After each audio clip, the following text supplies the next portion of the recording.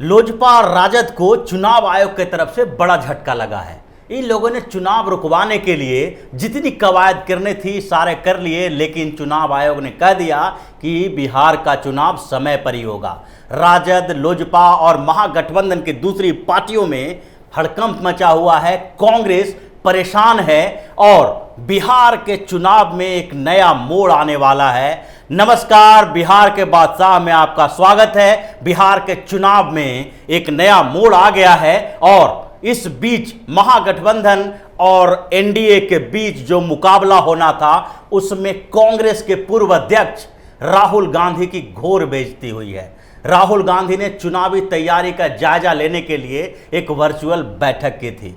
Virtual meeting का दौर चल रहा है क्योंकि कोरोना काल में आमने सामने में बैठक करना मुश्किल हो गया है और इसके कारण अब सारी पार्टियां जो पहले वर्चुअल मीटिंग की विरोध कर रही थी वो सारे अब वर्चुअल मीटिंग करने लगे हैं। यही कांग्रेस और राष्ट्रीय जनता दल ने चुनाव आयोग को पहले जब बताया था, संज्ञान दिया था कि चुनाव कैसे नहीं कराए जाने चाहिए, उसमें इन लोगों ने यह भी कहा था कि चुनाव के समय बैठक, मीटिंग, रैली की जरूरत होती है और सारी पार्टियां वर्चुअल मीटिंग के लिए तैयार नहीं है। इससे कुछ विशेष पार्टियों को फायदा होगा, लेकिन आज वही तकनीक सब अपना रहे हैं क्योंकि इन लोगों को लग रहा है कि अब चुनाव तो होना ही है। चुनाव से डर के ज़्यादा दिनों तक भागा नहीं जा सकता। इसी तैयारी के सिलसिले में कांग्रेस के पूर्व अध्यक्ष राहुल गांधी अपने पार्टी के बिहार कांग्रेस के कुछ नेताओं के साथ वर्चुअल मीटिंग कर रहे थे, बैठक कर रहे थे।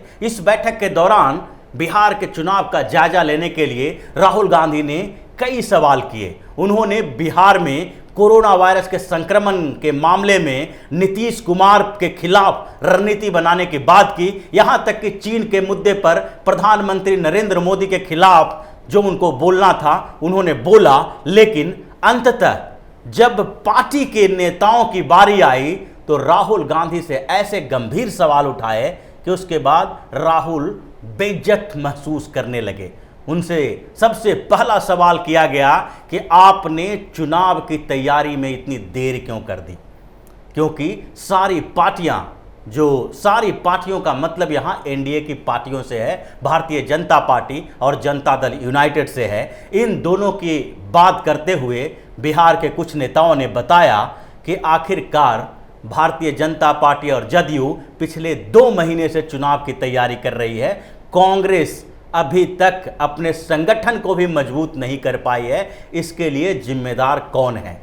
राहुल गांधी इस सवाल का जवाब नहीं दे पाए क्योंकि उनके पास इस सवाल का कोई जवाब है भी नहीं। इस बीच जो बिहार चुनाव पर चर्चा चल रही है उसमें राहुल गांधी चुप्पी साधे हुए हैं। राहुल गांधी ने अभी तक बिहार के नेताओं के साथ बैठक नहीं की। यहां तक कि बिहार में महागठबंधन है उसमें महागठबंधन के नेताओं ने राहुल गांधी और सोनिया गांधी से कई बार अपील की कि आप बिहार में महागठबंधन की पार्टियों के बीच के सीट शेयरिंग को लेके एक कोऑर्डिनेशन कमेटी बनाएं। कोऑर्डिनेशन कमेटी ये तय करे कि बिहार चुनाव में महागठबंधन की जो पार्टियां हैं उसको कितनी सीटें मिलेगी, अलग अलग पार्टियों को जो सीटें मिलेगी उसके अनुसार वो पार्टी तैयारी शुरू करेगी। इसके लिए रालोसपा प्रमुख उपेंद्र कुशवाहा दिल्ली भी आए। दिल्ली आकर उन्होंने कांग्रेस के नेताओं के साथ बातचीत की और कोशिश की कि जल्द से जल्द कोऑर्डिनेशन कमेटी बन जाए, लेकिन उनकी बात नहीं सुनी गई। फिर उसके बाद जीतन राम मांझी ने ये मामला जब उठाया उन्होंने, तो उसके बाद भी कांग्रेस के तरफ से कोई रिस्पॉन्स नहीं आया। उनको बार बार आश्वासन दिया जा रहा था कि हम कोऑर्डिनेशन कमेटी बनाएंगे और उस कोऑर्डिनेशन कमेटी में ये तय करने के लिए होगा कि किस पार्टी को कितनी सीटें दी जाएगी, क्योंकि कांग्रेस के अंदर सबसे महत्वपूर्ण समस्या जो है ये आपस में लड़ने की है। कांग्रेस के नेता, एक तरह से कहा जाए कि कांग्रेस के जो बिहार प्रदेश के नेता हैं, जब दिल्ली की तरफ देखते हैं तो उन्हें कोई दिखाई ही नहीं पड़ता है। राहुल गांधी, सोनिया गांधी, प्रियंका गांधी के अलावा जो कांग्रेस के दूसरे नेता हैं वो कोई भी बीच बचाव करना नहीं चाहते, कोई भी इनिशिएटिव लेना नहीं चाहते हैं और ये लोग आपस में ही उलझे हुए हैं। कांग्रेस के पूर्व अध्यक्ष राहुल गांधी से जब यही सवाल किया गया तो वो चुप्पी साध लिए। इसके बाद उनसे बिहार कांग्रेस के संगठन का सवाल उठाया गया। बिहार कांग्रेस के अंदर एक और भी समस्या खड़ी हो गई है और वो समस्या है ओबीसी के नेताओं को लेकर। बिहार कांग्रेस के ओबीसी के नेता इस बात के लिए खफा हैं कि बिहार में प्रदेश कांग्रेस के अंदर जो राजद के साथ गठबंधन हो रहा है उसके कारण बिहार में कांग्रेस अल्पसंख्यक वोट और उसके बाद फॉरवर्ड वोट के बीच बटी हुई है। वो ओबीसी नेताओं को आगे नहीं बढ़ने देना चाहती है।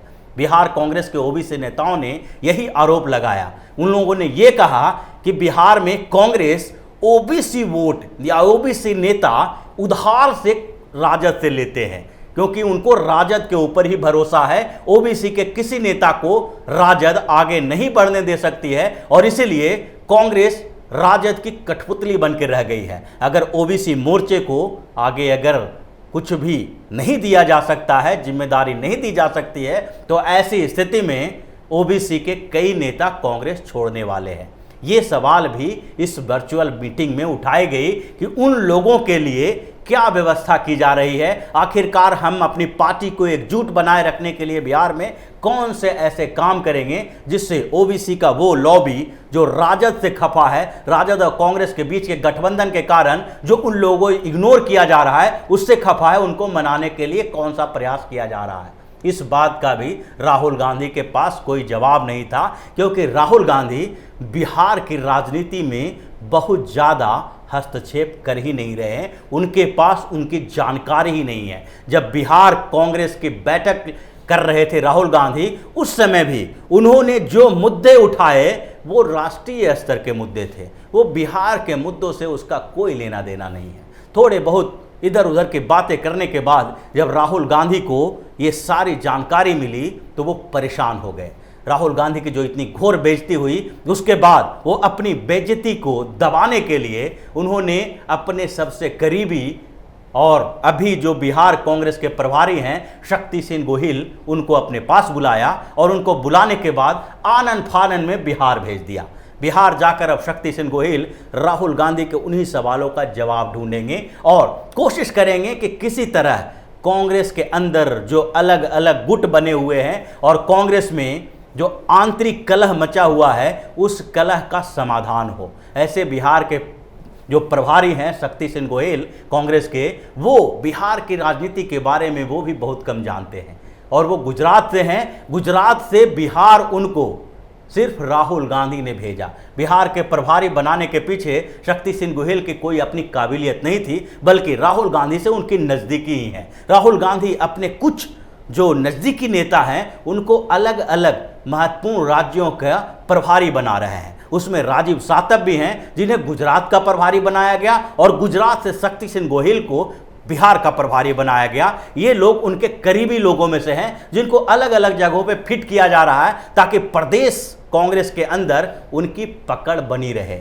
लेकिन राहुल गांधी की जो घोर बेइज्जती बैठक में हुई, उसको संभालने के लिए गोहिल पटना तो पहुंच गए, लेकिन पटना पहुंचने के बाद भी वो अपने नेताओं को समझा नहीं पा रहे हैं। वो कांग्रेस से ज़्यादा राजद के साथ बैठक कर रहे हैं, क्योंकि उन्हें पता है कि राष्ट्रीय जनता दल भी उनको दरकिनार करने की कोशिश में लगी हुई है। बिहार कांग्रेस के कुछ नेता ये उम्मीद पाले हुए हैं कि बिहार में जो चुनाव होगा उसमें उन्हें 80 सीटें दी जाएगी। 80 सीटों पर वो नज़र टिका के बैठे हुए हैं, लेकिन बिहार कांग्रेस में 80 सीटों की मांग राजद को पल्ले नहीं पड़ रहा। राजद के अंदर इस बात को लेके घमासान मचा हुआ है कि अगर कांग्रेस को 80 सीटें दे दी जाएगी तो राजद के पास क्या बचेगा, क्योंकि उसके अलावा रालोसपा, हिंदुस्तानी आवाम मोर्चा, वीआईपी पार्टी, जो ये सारे मुकेश सहनी, जीतन राम मांझी और उसके साथ साथ उपेंद्र कुशवाहा जैसे लोग जो